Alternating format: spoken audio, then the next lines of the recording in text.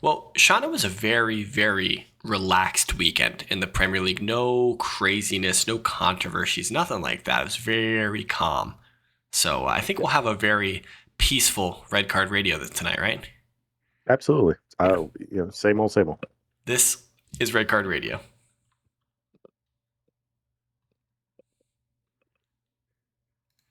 Good morning, good evening, good afternoon, whenever you're listening from. Thanks for tuning in. Red Card Radio is a weekly look at the Premier League. This week is from two friends who support different clubs. This is the North London edition of Red Card Radio, coming to you straight from North London. I'm James. I support Arsenal. That's Sean. He supports Tottenham. So it was quite the weekend in the Premier League. Yeah, Not only did we have 8 games on one day, and then one game each on the next 3 days, uh, we had just the smallest, slightest referee VAR controversies. Nothing big or anything. I So think I think the exact quote was extreme human error. What was it? yeah, I think that was right. Um, Whatever it has brought us to, I think, our 14th apology from the PGMOL since Howard Webb has taken over 18 months ago. And if you're good at math, that's one a month in the playing months, and not during the summer. Funny enough, two of those are against us. Oh, interesting. Tottenham have gotten It- two. Have oh Tottenham no, this received? one went for so this one went for us. I'm sorry. So Went we to did your have one opponent. again. What? Yes, the What? apology went. This apology went to Liverpool. One apology went to us. Yeah, we've had at least one apology as well. I am happy, however, that this came about. This apology set a precedent. There was Mm, audio released this yes. time, which Yeah. is now precedent that which Yep. they haven't done before. It is, and we'll have to we'll get into all of that in just a short amount of time. If you I'm are sure I'm sure we only spend 90 seconds on that. so if you're new here, if you're just stumbling across us, hit that subscribe button, ring the sub notification bell, drop a comment down below if you are joining us on YouTube. If you're on one of the podcast sites, hit it with a follow, 5 star. All those good things really do help us out. And hit that share button and throw it up on all of your socials for us. Really does help us out. Now, if you guys are paying attention on the bottom line, we've got all of the games streaming across for you so you guys can check the scores as they come. Big ups to Sean for throwing that together for us. And we're just going Threw to. another Easter egg in for him this time too. Oh, nice. So, everyone, Yeah, drop a comment down below if you find the Easter egg. Um, all right, so we could beat around the bush and talk about the fact that Villa shellacked Brighton. that was probably the most surprising result of the weekend. That it was just so lopsided. Yeah, I think we expected that game to be Close. I expected it to close. be a Yeah. really good game. If there was a lean in one way for it to get lopsided, I would have bet a large amount of money that it means a lot to me on Brighton. Yeah, yeah.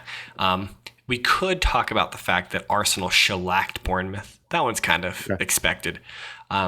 Maybe we should talk about the fact that that Korean guy got a winner against Manchester City. They did. But really, our attention and everyone's attention who is paying attention at all to the Premier League has to be at the new White Hart Lane and Yeah. the Spurs Liverpool match. Yeah. Well, a good segue to that while we're talking football, because there will be non-football talk, is have Tamzid lead us into that. Yeah, so I so think is a good segue. this is an interesting comment. So just context for everyone. Spurs did win that game 2-1. They had a 95th minute gift from Liverpool.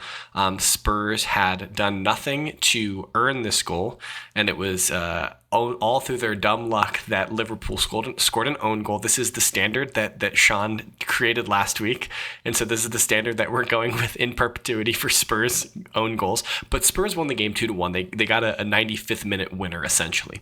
It was a good cross, and Matip had nothing to do with it. It careened off his leg and went into the goal, and nothing Allison could do. We feel bad for Matip, feel bad for Liverpool, but Well, once I watched, if Matip doesn't, there's nothing Matip can do. If he does not touch it, Veliz is tapping in. Allison's not close to Veliz. He's tapping it in back post, easy, cool as you like. I Yeah. mean, well, assuming there is not a catastrophic. You never know with players in their first Yeah. attempt. That would have been his first chance on goal since Yeah. coming to us. So you never know. But 9.8 strikers out of 10 are closing that. Yeah. Now, Tanzid, there were some spirited discussions in our Discord this week. For context that we will get into in a minute, but Tamzid's takeaway from the match was that he felt like Liverpool created a blueprint for playing against Spurs. And one of those things that he pointed out that he thinks, and this is a direct quote from Tamzid from our Discord, he says, Spurs can't recycle the ball well. Give them possession and hit them with fast breaks. Curdy Romero is David Luiz-shaped disaster waiting to happen. Now, I know that when you read this, you disagreed vociferously about the fact that you don't think Spurs can recycle the ball well. I wanted to give you the opportunity to defend your team. Okay.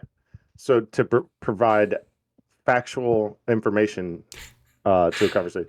No, how I do want to back off the vociferousness is I could understand how Tamsi would arrive at that point. There are a lot of games going on each weekend. Each each person is watching their own team's game. It was the first time we had played Liverpool. That may have been the first time that he's watched us, maybe. And that being said, for 6 or 7 years now, Liverpool are one of the best coached pressing teams Yeah, in the league. absolutely. And so they will make anybody look like they do not recycle the ball well because they are very good at it. And that's what they try to do. Their press is oppressive. Yes. And they're extremely good at it. So if that were the only game that he's watched, I see why he would arrive at that location. However, let me provide you with some stats, my friend. So I'm assuming when he says recycle the ball well, he is talking about having possession, one, retaining possession, two. So that's to start the point. We are fifth in the league in possession per game. We have 60% possession on average. The highest is 63. There's Chelsea, Brighton, and Arsenal in front of us. To take it a step further, to address the recycling part, I'm assuming that he also means, well, you're not just passing it around the back when you're back four, avoiding pushing the ball forward. So I'm assuming he means meaningful possession with the ball when you have the ball. I think that's a fair assumption. So what I would point to would be attacking possessions in possession touches in the attacking third. We are second in the league, only behind Manchester City. Touches in the attacking third. Touches in the attacking penalty box, we are top in the league. And we are 40 touches ahead of second place Arsenal. So we are touching the ball in the opponent's penalty box at a far higher clip than anyone else. So I would say to you, Mr. Tamzid, that is false. Yeah. So when you brought those stats to me before we started recording, I kind of agreed with the way that you were reading Tamzid's statement. It's like recycling the ball to me is essentially, you make an attack, it doesn't pan out, so you push the ball back into your midfield, back to your defenders, and you restart, and you reset, and you restart. Now, if you weren't good at recycling the ball, if you weren't good at resetting the play, then I feel like you would just have like mindless touches in your defensive third, mindless touches in the attacking third, but when in the midfield third. But when you are able to show that your team has a high number of touches in the attacking third, high number of touches in the opposition's penalty area, I think that really does speak to the fact that that Tottenham are moving the ball forward. Now, I think there was another statistic about big chances and like the number of goals you guys had, something like that, right? Yeah, we also are converting a lot. So we have 38% 38% shot on targets, which is I think very good. I think that's a very good percentage. Yeah, I've collapsed that. It was 38%. I think it was something like 158 shots on goal, and 38% of that, or I'm sorry, 150 shots. Yeah, and whatever. 38% of that is shots on goal. Well, however, we also have 17 goals and 18 goals, big chances created. So of the big chances we are creating, we are converting them. Yeah. So 150 shots with only 18 big chances created. Not a very high rate there, but I would be curious to look at other teams to see what the big chance rate And compared to shots is. I I don't mean, know if that's a normal you clip or not, but you guys are 2 goals off of Brighton, who have had 19 goals, and tied with Manchester City, who are first in the division. So like yeah. it's not like you guys aren't scoring goals. Like I think that you can't really necessarily complain about what Tottenham's doing offensively. And And the large, I would be interested if I can find this metric. I would be willing to guess we do not have a penalty on the year that we have taken, so it's not penalties, and I would be willing to guess that less than four or five of those 17 are from counter. mm, Because I know Sun has two from the counter. It was in the one we scored five. I think two of his hat trick were off the break. okay, What I'm saying is the bulk of our goals scored are from having yeah, oppressive and attacking possession. So yeah. So I wanted to give you that opportunity to address that I specific appreciate claim. I Now, appreciate that. the elephant in the room that we have danced around successfully for the last 11 minutes is the fact that Liverpool in this match had 2 red cards. So the game finished 9-11, and So I Hold on, can paint. Go ahead. one more caveat, and that Liverpool had a goal incorrectly disallowed. It was Louis Diaz scored. It was 10-11 at the time, so they had already had their first red card, and Louis Diaz was put through by Mo Salah, and Luis. He scores, and the linesman flags for offside. It goes to VAR. VAR checks it, sees that he is onside, and doesn't. There's a communication mishap, which we'll get into, and that's the significant human error that Sean alluded to a moment ago. And essentially, there was a miscommunication between the VAR and the match official, and the goal was never given, even though it was proven to be onside. So that's some more context in this game. So I will paint the scene, since as this game was happening, I was painting my house. Oh, very nice. Well done. So I Shout will out, paint the scene. shout out to the chief marketing officer for making you Yes. paint during such a huge football match. Yes. So I paint for a little bit. The game, I can't get the game on because it's on Oh, NBC. yeah, true. So I would have had it on in the background. I wouldn't have been actively watching, but at least would have been on. But no, it's on NBC, and that cannot be watched from the Peacock app. Um, We need to get you just just get you an antenna, like an over-the-air antenna. maybe a Yeah. number of minutes go by. I check the score. It's goalless for a while. I see the red, and then I think I see them go up first, and then we equalize or something along those lines. It's 1-1 for a while. I see halftime go by. I'm checking every little bit. And then, no, the first time I checked was before the first red. Anyways, I check again, and I immediately call James. James, what has happened here? Because I checked my phone. I checked my phone once. It was 0-0. I checked my goal again. It's 1-1, and there's 2 reds. What is going on in this game? Basically, what he describes to me, to sum it up, because I've already been way too long-winded, was he basically summed it up with saying, if you were a fan of Liverpool, you would be beside yourself.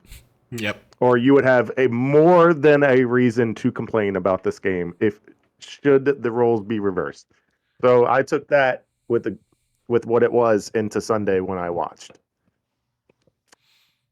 And Oh, so what do you think about that Curtis Jones red card? So essentially, Curtis Jones goes in for a tackle. His foot rolls over the ball, and his studs go into, is it Basuma's or Udogi's? it was Basuma. Is into Basuma's shin. Studs up into Basuma's shin. If I'm just telling you studs up into Basuma's shin, you're like, okay, yeah, that's a red card. But this is the classic case where he touches the ball, his foot rolls over the ball, and it goes into the player's shin.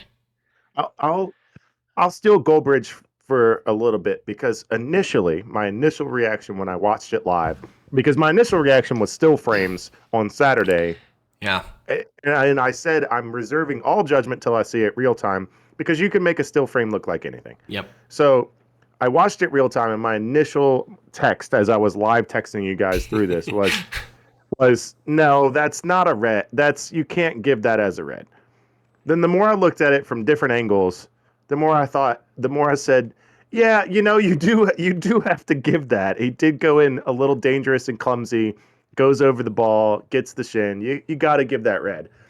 Then I heard Goldbridge break it down, and I appreciated it. So shout out to Mark Goldbridge. I know he doesn't need a shout out from us, but um, he said essentially to the Fed. No, you're welcome, Goldbridge. Yeah. Actually, Yeah.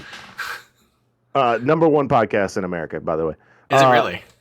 we are. Oh, okay. Yeah. So he should be so lucky. So the way he describes it is that uh, Jones is in an impossible situation because if he does not challenge that 50-50, he is booed by the fans. He is maligned online for not having the heart, not going for it, giving up on the blah blah blah blah blah, whatever fans say.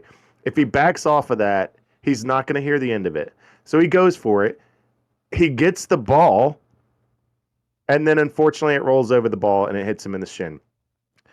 And for those reasons, I would say you probably should give a yellow there, especially after looking at it at VAR. So the referee, my biggest concern in this whole situation, that's been a red card for 2 or 3 years now. And the Premier League has been fairly consistent about calling that as a red card. But my bigger issue, and this is maybe a general issue I have with VAR, is that the VAR looks at that, believes that the referee has made a clear and obvious error, and tells him to go over to the board. The match official was right there. The match official saw it. He saw it in real time, and he adjudged it to be a yellow card. And then they sent him over to the monitor, and the very first thing he sees Did you see the monitor? yeah, The still frame. the very first thing he sees at the monitor is the still frame, which absolutely needs to change. Brad complained about this last year. We've complained about it. You cannot do that. That is poisoning the well. So Yeah. that has to stop. But uh, I think that the way we need to approach VAR is the VAR official needs to be like, hey, I might call this a different way. Why don't you go take a look? And the referee goes and calls and he takes a look and he says, no, I'm happy with my decision. And we need the match officials need to have more balls to be like, no, I'm happy with my decision. I think I got it right, and stand up for themselves. It almost always seems like if they're going over to the board, to the monitor, that they're getting overruled. And it's like, I'm not certain that I appreciate that. I'd like to see more match officials go to the monitor and be like, no, I think I called that right, and stick with their decision. And so Yeah. I don't know if that's a cultural thing that the PGMOL needs to enforce. Honestly, I think we're all still advocating for the fact that we need German VAR, so we don't need English VARs anymore. I don't know that I completely agree with you that we would like that more. I Because would. then we've got entitled refs running around, and every time they go over there, no, I called a perfect game today. You are not sending me over to that monitor. Well, then we need to sack them. Like we gotta get rid of if you got a referee who's got a freaking an attitude or like a haughtiness about them, just get rid of them. Like get them out of here. They're not. We don't need Angel Hernandez out here in the English Premier League. We got pretty animated a couple times this weekend between Saturday, Sunday, and Monday talking about this. And there's a handful of times where I stated, I don't care that it went in my team's favor. Just fix it. I'm just over it. And Just get it right the first time. I'm tired of it. and this is why I kind of asked you a loaded question on Discord about whether or not you like support Liverpool in pursuing this, and I think you gave kind of like a troll answer to incite conversation. But it's like I really hope that Liverpool take this as far as they possibly can. I hope that they sue the PGMOL, or that they are able to affect some amount of change, because like this has gotten to the point where we should not be talking about the referees literally every weekend, and it seems like there's always an opportunity to be talking about the referees, and it's just ruining English football. Yeah.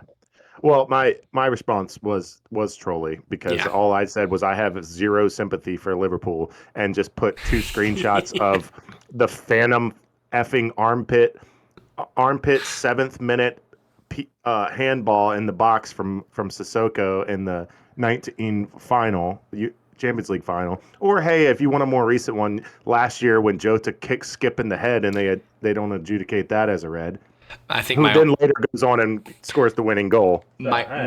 my only response to that is, if you're mad about that, then you should support Liverpool now, because that means that if Liverpool can affect change, then good. And it seems like Liverpool's the best club to like have something happen to them, because they're kind of like, we don't care, we're going to go after it. Like, they seem like they're the ones with balls and that are willing to take it on. So, big ups to you, like John Henry. Let's go. I flatly, I hope they do. You know why you're saying that? Because they complain the most. If Klopp Here we wants, go. this is how I explained it to Brittany. I said, if Klopp didn't complain about every bleeping thing under the sun every weekend, he's got something to complain about, like Don Quixote or the boy who cried wolf, then maybe people would take him seriously. But he complains every weekend about something. No one cares this time because you actually were wronged. Did you hear his press conference after the game? Or his interviews No, after the game? He was no. really good. You should go back and watch them, because all you hear are the media sound bites of Klopp. And this interviews that they like, the interviewer came to him and was like, yeah, they've messed it up. They've admitted they've messed it up. And he's like, what does it matter? Like it's not like they're going to give us the point back. Referees mess up. That happens, but we're just asking that you be consistent and that you don't make mistakes. Obviously, we don't want you to make mistakes, but like, own your mistakes, but like, just stop making them. And maybe I'm doing a poor job of quoting him, but you should go back and listen. He said it was the most awful referee game he'd ever seen. I mean, it might have been. It might be. That might be a factual statement. So, It's an exact quote from him after the game. I didn't see it. You asked if I saw it. I didn't see it. I read it. yeah, but I Um, don't know if that's complaining. Anyway, Complains all the time. I'm over it. is And what it look, is. yeah. Um, Big ups to both Luton Town and Burnley. Did you see this? They both got their first wins this year in the Premier Yeah. League. Yep. Now, Game in hand United. a game in hand FC. Game in hand FC. We Yeah. don't even remember what their name is. Luton beat Everton at Goodison this weekend, 2-1. Tough, tough place to play, by the way. That is that raises, I think, some questions about Sean Dyche and his viability as the manager at Everton. Raises some questions for me of if Goodison's actually a hard place to play. Yeah, I if Everton can't beat Luton Town at home, then you kind of fear for them. Not not in the way that, Because Everton aren't good. yeah. That's why Goodison's not hard to play at now. Jesus. Oh. Also, big shout out to both Kai Havertz and Mikhail Mudryk. Both of them have officially scored in the Premier So, League so again, and for the first time. How'd this come about? Odegaard took the armband and said, Saka, give me the ball. We're giving it to Havertz so people will shut up. So it was interesting, actually. So this was in the Arsenal situation. Asaka is our penalty taker, but he didn't take either one of our penalties. He took the first one. No, right? Odegaard did. Oh, okay. So Odegaard took the first, scored it, and then the second penalty, it looked like Saka was holding the ball, and then it kind of looked like Gabriel Jesus was going to get it, but then Odegaard was talking to everybody, and then up steps Kai Havertz to coolly slot it away. So Maybe they said this puts us up 3-0. Let's let Havertz take a whack so people will stop talking about how he hasn't scored. yeah, essentially, that's kind of what it seemed like. Is that like, okay, we're absolutely dominating this team. We're thoroughly destroying this team. It doesn't matter if Kai Havertz misses it. And, if Havertz ends up missing this, it won't matter because we're still going to win the game. But it's certainly good that he didn't miss it. It's a solid captain move, honestly. Yeah. A tip of the hat to Odegaard if that was his call. I think he was the ringleader of it, but I think it seemed like everybody was on board with it. But yeah, the other one is Mudryk finally scored. I think what was it, like 23 Premier League games or something like that? Did you see the goal? I did. Excellently scored. Excellently scored. I feel like he's fortunate to get it in that position, but once he gets it in that position, he does really well. Well, yeah, it was off the chest, moving near post, and then slots it 5 hole. He Yeah, slots it between the legs, left footed. nutmegs him. Yeah, I don't know what his predominant foot is, but if he, I think it's left. Okay, well, it was a left footed shot through the wickets. Yeah, it was pretty. It was a strong shot. So, yeah, Chelsea win that West London derby, and so they are now. Well, I was going to say they move up into the top half, but not quite.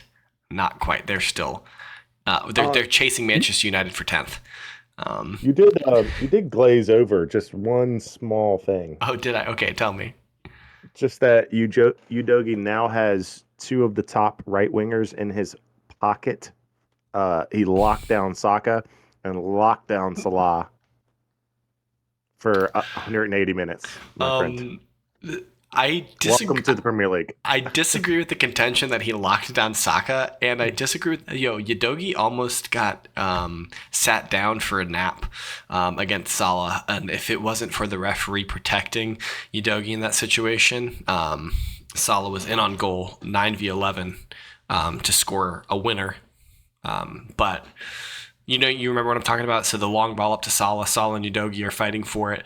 Udogie ends up with it, and then Salah, in my opinion, fairly wins it back. But Udogie falls over, and they give the foul. You probably see it differently, which is fair. It looked as though he grabs his shoulder and pulls him down. It looked to me. Udogie seemed to have possession and was dispossessed due to excessive force, I would say. I see how Liverpool would say, that's light, grow up. Especially after the day that they had. Yes. So I can completely understand that sentiment. But also, I did see some people complaining about the yellow for Salah on that play. It was for dissent. It was for dissent. It was absolutely not for the foul. It was for the way he reacted after the foul call. So, but I think that's about all we got. Everyone have a quick laugh at Manchester United for losing to Crystal Palace at home. United always seems like one step forward, two steps back, and Galatasaray, just to throw that in there too. Well, we're not talking about the Champions League today, so okay. Shout out to Galatasaray and RC Lens. I don't know how you say it. Lens. You would say it Lens, but you don't pronounce the S, so it'd be Len. Whatever. I don't speak French. But Manchester United and Arsenal both lose today in the Champions League, and so loyal listeners, you'll know that we don't have any other Champions League report yet because this podcast is recorded on Tuesday. But maybe the other English teams, maybe Newcastle and Manchester City can spare England any more blushes. But I think Newcastle has PSG tomorrow, so at St. James. We'll see about that. But check back on Thursday. We will have the preview of match week 8 for you. Couple interesting clashes coming up that we will have to talk about. And so, if you liked the episode, hit it with a thumbs up. Give a follow, like, star, subscribe, whatever the things that you could do to help us share this podcast. We really appreciate it. Drop a comment down below what you thought about that Liverpool game or what you thought about the Spurs game, depending on who you are. And hit us up on Twitter. I am at James Tiffany. That's at Whiteheart_Sean. You can hit up at KSBradG and complain to him as to why he is absent and not supporting his boy Mikhailo in his, assault on the Premier League Golden Boot.